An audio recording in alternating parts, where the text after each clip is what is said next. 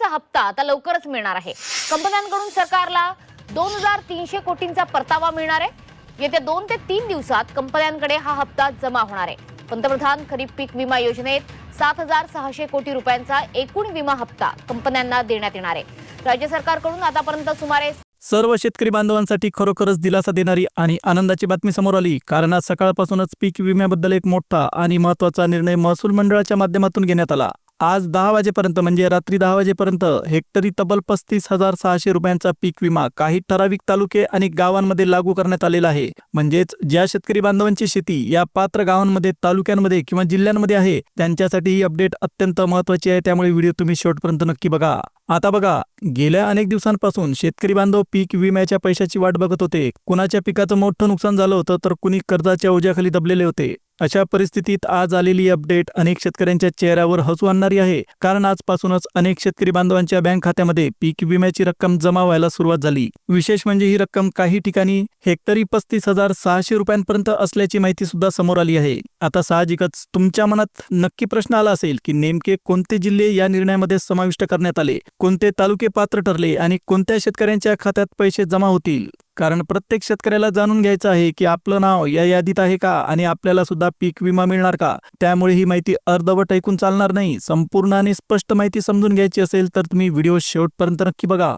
या व्हिडिओमध्ये आपण एक एक करून पाहणार आहोत की कोणत्या जिल्ह्यांमध्ये ही रक्कम जमा व्हायला सुरुवात झाली आहे, कोणते गाव आणि महसूल मंडळ पात्र ठरले आहेत आणि कोणत्या शेतकरी बांधवांच्या खात्यात आजच पीक विम्याचे पैसे जमा झालेले आहेत। त्यामुळे जर तुम्ही सुद्धा पीक विम्याची वाट बघत असाल किंवा तुमच्या ओळखीचे शेतकरी याबद्दल गोंधळत असतील तर ही माहिती तुम्ही त्यांच्यापर्यंत नक्कीच पोहोचवा। म्हणूनच व्हिडिओमध्ये सोडू नका, शेवटपर्यंत लक्ष देऊन बघा। आज रात्री 10 वाजेपर्यंत काही जिल्ह्यांमध्ये तब्बल 35,600 रुपयांपर्यंतचा पीक विमा जमा करण्याची प्रक्रिया सुरू करण्यात आली। म्हणजेच ज्या शेतकरी बांधवांची शेती नुकसानग्रस्त म्हणून पात्र ठरलेली आहे त्यांच्या खात्यात आजच मोठी रक्कम जमा होऊ शकते। त्यामुळे तुम्ही व्हिडिओ शेवटपर्यंत बघा। आता बघा, या व्हिडिओमध्ये आपण सविस्तरपणे पाहणार आहोत की नेमकी कोणती गावं या यादीमध्ये समाविष्ट करण्यात आली, कोणते तालुके आहेत आणि कोणते जिल्हे आहेत। आज राज्यभरात एक मोठी आर्थिक हालचाल सुरू झाली, कारण जवळपास 600 कोटी रुपयांचा पीक विमा आज एकाच दिवशी वितरित केला जात असल्याची माहिती समोर आली आहे। हा संपूर्ण निधी नुकसानग्रस्त पिकांसाठी मंजूर करण्यात आलेला असून शेतकरी बांधवांना थेट दिलासा देण्यासाठी हा पैसा त्यांच्या बँक खात्यामध्ये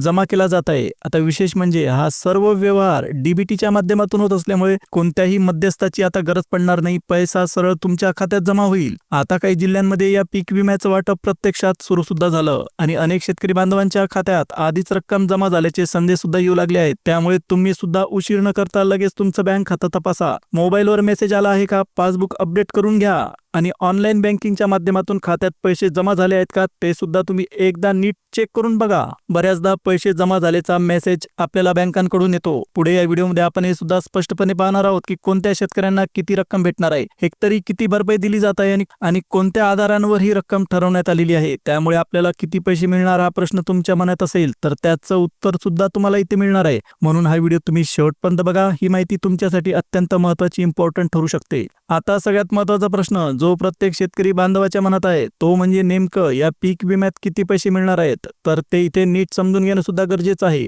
आता या पीक विमा योजनेअंतर्गत हेक्टरी कमाल 35,600 रुपयांपर्यंत भरपाई दिली जात आहे। मात्र लक्षात ठेवा, प्रत्येक शेतकऱ्याला सरसकट 35,600 रुपये मिळतीलच असं नाही, कारण ही रक्कम थेट तुमच्या पिकाच्या नुकसानावर आणि त्याच्या टक्केवारीवर अवलंबून असते। आता बघा, प्रत्येक जिल्ह्यात पिकांची परिस्थिती वेगवेगळी असते। कुठे सोयाबीनचं क्षेत्र जास्त आहे, कुठे मक्का, बाजरी, ज्वारी यांसारखी पिकं मोठ्या प्रमाणावर घेतली जातात, तर काही भागांमध्ये कांदा, ऊस, भात किंवा खरीप किंवा रब्बी हंगामातील इतर पिकं जास्त असतात। त्यामुळे कोणतं पीक घेतलं आहे आणि त्या पिकांचं किती टक्के नुकसान झालं आहे यावरच तुम्हाला मिळणारी भरपाई अवलंबून राहणार आहे। याच कारणामुळे या पीक विम्याच्या रकमेमध्ये वेगवेगळे टप्पे ठेवण्यात आले। काही शेतकरी बांधवांना नुकसान कमी असल्यामुळे साधारणपणे 10,000 रुपयांची भरपाई मिळेल, तर काहींना जर नुकसान जास्त असेल तर 20 ते 22,000 पर्यंत रक्कम मिळू शकते आणि ज्यांचं खूप मोठ्या प्रमाणात नुकसान झालेलं आहे अशा शेतकऱ्यांच्या खात्यात 27,000 रुपये जमा होतील आणि ज्यांचं संपूर्ण पीकच नष्ट झालेलं आहे त्यांना मात्र 35,600 रुपयांपर्यंतची टोटल नुकसान भरपाई भेटणार आहे। म्हणजेच ही संपूर्ण प्रक्रिया नुकसानग्रस्त क्षेत्र, पिकाचा प्रकार आणि नुकसानाच्या टक्केवारीवर आधारित आहे। त्यामुळे शेजाऱ्याला एवढे पैसे मिळाले, मला कमी का आले, असा जर गोंधळ तुमच्या मनात असेल तर तो तात्काळ काढून टाका। पुढे आपण या व्हिडिओमध्ये सुद्धा पाहणार आहोत की तुमच्या जिल्ह्यात कोणत्या पिकासाठी किती टक्केवारी लागू होते आणि तुमच्या शेतीनुसार तुम्हाला साधारणपणे किती रक्कम मिळू शकते। त्यामुळे ही माहिती नीट समजून घ्या, कारण यावरूनच तुम्हाला तुमच्या खात्यात किती पैसे जमा झाले याचा अंदाज येईल. आता इथे एक गोष्ट अगदी स्पष्ट समजून घ्या, ज्यांचं पिकाचं नुकसान जितकं जास्त झालेलं आहे त्यांना तितकीच जास्त भरपाई या योजनेअंतर्गत दिली जाते. म्हणजेच ज्यांचा तोटा मोठा आहे त्यांना जास्त रक्कम मिळते आणि ज्यांचं नुकसान कमी आहे त्यांना त्यानुसार कमी भरपाई दिली जाते. त्यामुळे भरपाई देताना सगळ्यांना एकसारखी रक्कम दिली जात नाही, तर नुकसानाच्या प्रमाणावरच संपूर्ण गणित ठरते. आता प्रश्न येतो की नेमकी कोणती पिकं या भरपाईसाठी पात्र आहेत. तर या योजनेत भात, मक्का, हरभरा, गहू, कांदा, ऊस आणि भुईमूग या प्रमुख पिकांचा समावेश करण्यात आला. जर तुम्ही यापैकी एखादं पीक घेतलेलं असेल आणि त्या पिकाचं मोठ्या प्रमाणात नुकसान झालेलं असेल तर तुम्हाला हेक्टरी 35,600 रुपयांपर्यंतची नुकसान भरपाई मिळू शकते.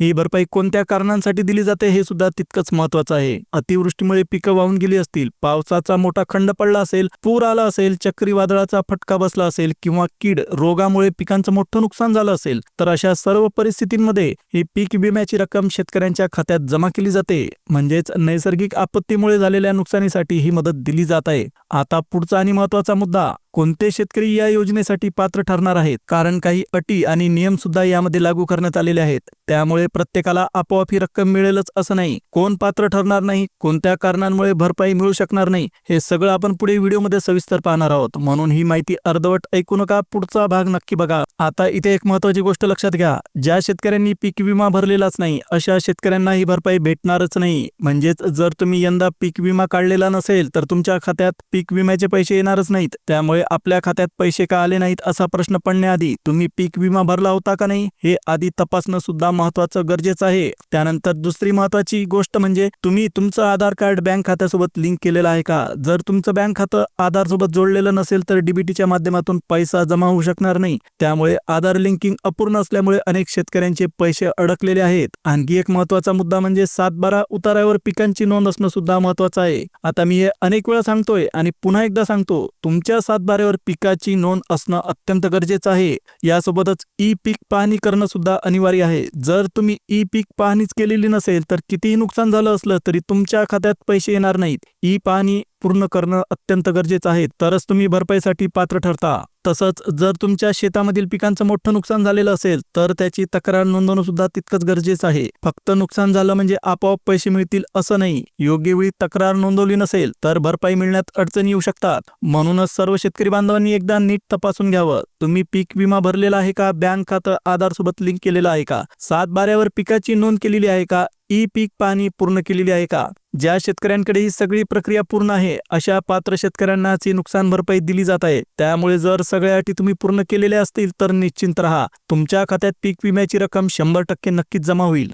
आता इथे एक गोष्ट लक्षात घ्या, सगळ्या शेतकऱ्यांच्या खात्यांमध्ये एकाच वेळी पैसे जमा होणार नाहीत. पीक विम्याचं वाटप टप्प्याटप्प्याने केलं जातं. काही जिल्हे आणि काही तालुक्यांमध्ये अजूनही प्रकरणं पेंडिंग आहेत, त्यामुळे तिथल्या शेतकऱ्यांना थोडा उशीर लागू शकतो. उर्वरित जिल्ह्यांमध्ये पैसे कधीपर्यंत जमा होतील याबद्दलची माहिती सुद्धा आपण इथे पाहणार आहोत. आता अनेकांना प्रश्न पडतो की नेमकं आपण पैसे आले की नाही हे कसं तपासायचं. तर यासाठी काही सोपे मार्ग आहेत. तुम्ही CSC पोर्टलवर जाऊन पीक विम्याची स्थिती तपासू शकता. याशिवाय क्रॉप इन्शुरन्सशी संबंधित माहिती, बँक खात्याची स्थिती किंवा थेट कृषी सहाय्यकांकडून सुद्धा तुम्ही खात्री करून घेऊ शकता की तुमच्या खात्यामध्ये पीक विम्याची रक्कम जमा झाली का नाही. आता सर्वात महत्वाची आणि आनंदाची बातमी, आजपासून काही जिल्ह्यांमध्ये पीक विम्याचं वाटप प्रत्यक्षात सुरू झालेलं आहे. आता विशेष करून नाशिक, पुणे, सातारा, सांगली, कोल्हापूर आणि सोलापूर या जिल्ह्यांमधील शेतकरी बांधवांसाठी मोठी बंपर खुशखबर. या जिल्ह्यांमध्ये अनेक शेतकऱ्यांच्या खात्यात पीक विम्याचे पैसे जमा होऊ लागले आहेत आणि उरलेल्या पात्र शेतकऱ्यांच्या खात्यात सुद्धा लवकरच रक्कम जमा होईल. म्हणून जर तुम्ही या जिल्ह्यांपैकी कुठल्याही जिल्ह्यातील शेतकरी असाल तर आजच तुमचं बँक खातं चेक करा.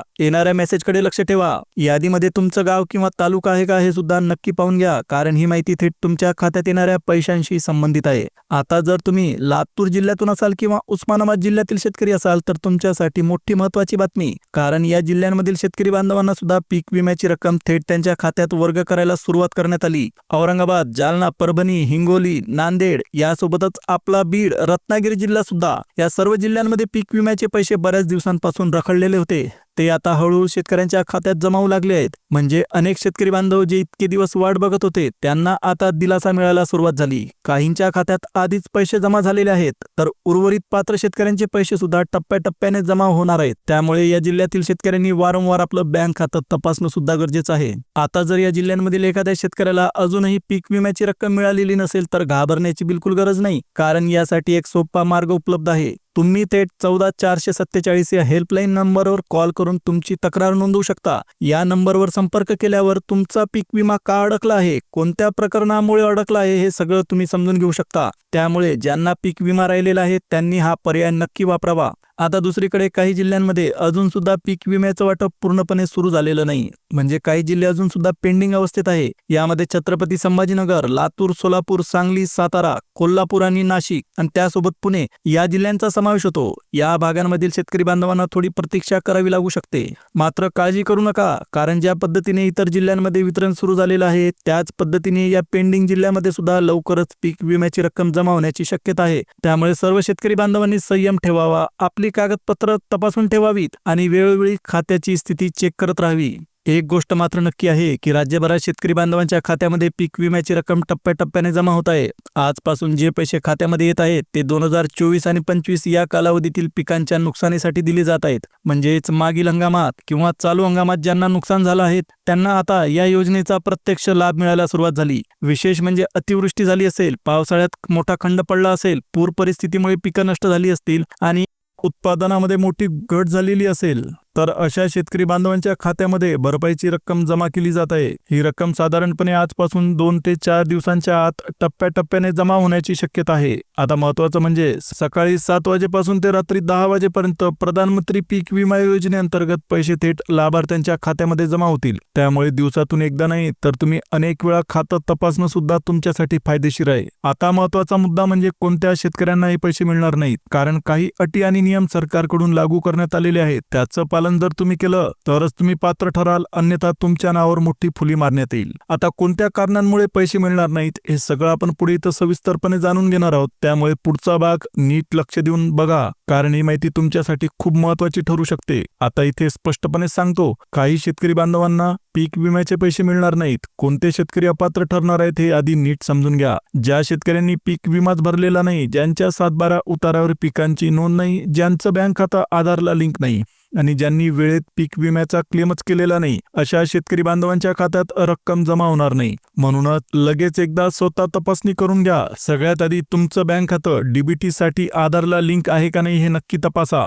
ही लिंक नसल्यास पैसे खात्यात येऊ शकणार नाहीत. त्यानंतर जवळच्या CSC सेंटरला भेट देऊन तुमच्या पीक विम्याचा स्टेटस तपासून घ्या. क्लेम मंजूर आहे का नाही, कागदपत्र अपूर्ण आहेत का हे तिथंच तुम्हाला कळेल. तसंच जर तुमचं पीक नुकसान झालेलं असेल आणि पैसे मिळाले नसतील तर थेट पीक विमा कंपनीकडे तक्रार नोंदवणं गरजेचं आहे. यासाठी तुम्ही 14447 या हेल्पलाईन नंबरवर कॉल करू शकता. या नंबरवर संपर्क केल्यावर तुमची तक्रार नोंदवली जाते आणि अडकलेला किंवा राहिलेला पीक विमा मिळवण्यासाठी पुढची प्रक्रिया सुरू होते. म्हणून वेळ वाया न घालवता लगेच तुमचं बँक खातं तपासा, मेसेज आला आहे का नाही हे चेक करा, पासबुक अपडेट करून घ्या किंवा ऑनलाईन बँकिंगच्या माध्यमातून खात्यात पीक विम्याची रक्कम जमा झाली आहे का हे खात्री करून घ्या. कारण अनेक शेतकरी बांधवांच्या खात्यात सध्या टप्प्याटप्प्याने पीक विम्याचे पैसे जमा होत आहेत आणि तुमचा सुद्धा यामध्ये फायदा असू शकतो. तर शेतकरी बांधवांनो, ही होती 2024 आणि 2025च्या पीक विम्याची सगळी डिटेल माहिती. हा व्हिडिओ नक्कीच महत्त्वाचा आहे, पण जर तुम्हालाही महत्त्वाचं वाटलं असेल तर व्हिडिओला लाईक द्या, चॅनलला सबस्क्राईब करा आणि जवळच असलेल्या बेल नोटिफिकेशनला ऑल ओव्हर सेट करा.